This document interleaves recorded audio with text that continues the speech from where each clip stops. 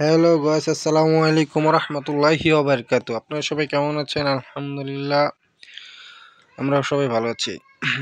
আজকে যাচ্ছি হচ্ছে যে আমার কাকার মাথার চুল কাটতে। তার চুল কাটবো দেখে তার মনটা খুব খারাপ। দেখেন না, মনে হয় গায়ে হলুদ, মন খারাপ করে বসে আছে, কিচ্ছু কথা বলে না। আরে কাকা, তোমার এত মন খারাপ? যাই হোক, তার চুল কাটবো, তার জন্য তাকে একটা কাপড় পেঁচিয়ে দিলাম। দেওয়ার পরে এখন চুল কাটা শুরু করব। সবাই শিখে রাখুন যে কিভাবে বাচ্চাদের চুল কাটতে হয় সেলুন ছাড়া।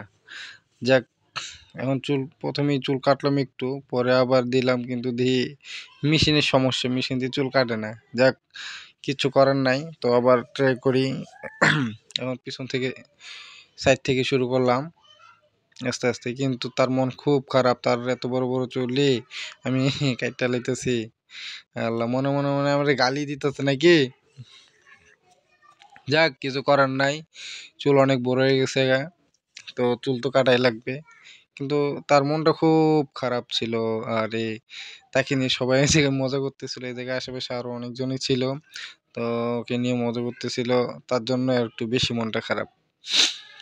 আহ, তার মনটা একবারই ভালোই ছিল না। এত বড় বড় চুললি মাইয়াদের একটু পটাইতো।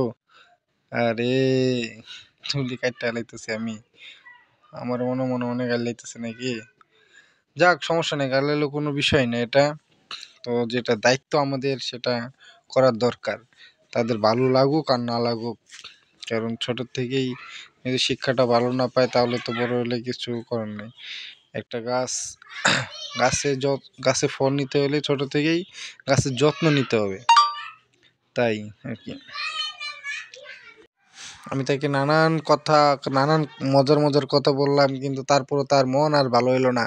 সে রাগ করছে, তোরা করছেই একবারে, মনে করেন যে সেই লেভেলে রাগ করছে।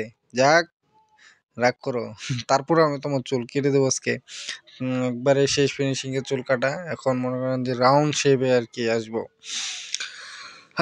সবাই তার জন্য দোয়া করবেন, যেন তার রাগ ভেঙে যায়।